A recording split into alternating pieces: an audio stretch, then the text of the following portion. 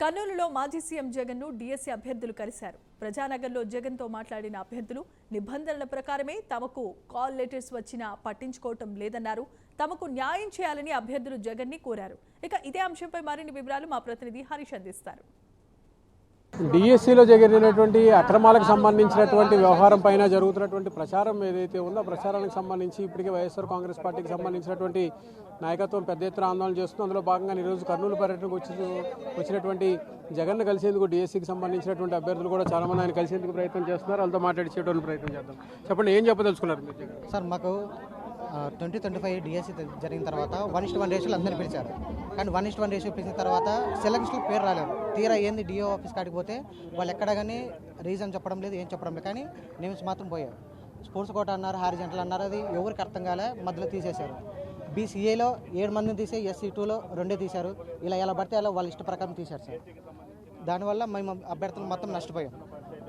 మాకు ఎలాగైనా న్యాయం చేయాలని మేము కోరుతున్నాం సార్. అండి ఇప్పుడు మీ డిమాండ్ ఏంటి? అసలు ప్రధానమైనటువంటి డిమాండ్ ఏంటి? మాకు 1:1 రేషియోలో కాల్ లెటర్ ఇచ్చారు.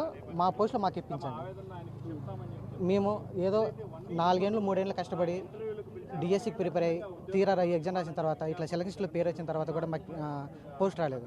మా ఉద్యోగం మాకు ఇప్పించండి అని మా డిమాండ్. అంటే ఇప్పుడు కొద్ది రోజులుగా ఆందోళన చేస్తున్నారు కదా, అయినప్పటికీ కూడా ఇప్పుడు ఇలాగే ఉంది పరిస్థితి. ప్రభుత్వం స్పందించింది? ప్రభుత్వం ఏ విధంగా స్పందించడం లేదు. కోర్టుల కేసులు ఉన్నా కూడా, కోర్టుల కేసులు రన్ అవుతున్నా కూడా వాళ్ళు ఎవరు మమ్మల్ని పట్టించుకోవడం లేదు. కోర్టుల కేసులు రన్ అవుతున్నా కూడా మమ్మల్ని ఎవరిని పట్టించుకోవడం లేదు. మేము ఇంత ధర్నాలు చేస్తున్నా కూడా ఎవరు కూడా లెక్క చేయడం లేదు.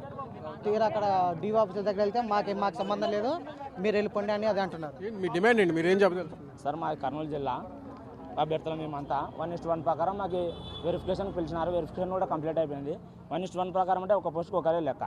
ఒక పోస్టుకు ఒకరే లెక్క అయినప్పుడు ఖచ్చితంగా అందరికీ వెరిఫికేషన్ అయిపోయినాక జాబ్ ఇవ్వాలి కదా.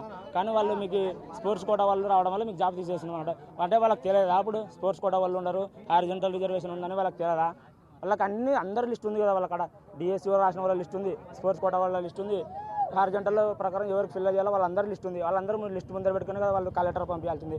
కాల్ లెటర్ పంపించి వెరిఫికేషన్ అయిపోయినా కూడా మీకు జాబ్ లేదు, స్పోర్ట్స్ కోటా కింద వచ్చిన వాళ్ళు మీరు తీసేసినామని చెప్పినారు. మాకు 1:1 ప్రకారం పిలిచినందుకు మా జాబ్లు మాకు ఇప్పించాలని అడుగుతున్నాం సార్. మేము ఏదైతే నిబంధనల ప్రకారం, నిబంధనలను అనుసరించి ప్రభుత్వం ఏదైతే చర్యలు తీసుకుందో నిబంధనల ప్రకారం వచ్చినటువంటి కాల్ లెటర్స్ని ఆధారంగా చేసుకుని తమకు ఉద్యోగ అవకాశం కల్పించాలని కూడా డిఎస్సీకి సంబంధించినటువంటి అభ్యర్థులు డిమాండ్ చేస్తున్నారు. కెమెరా పర్సన్ లక్ష్మణ్తో హరీష్, ప్రైమ్ 9, కర్నూలు.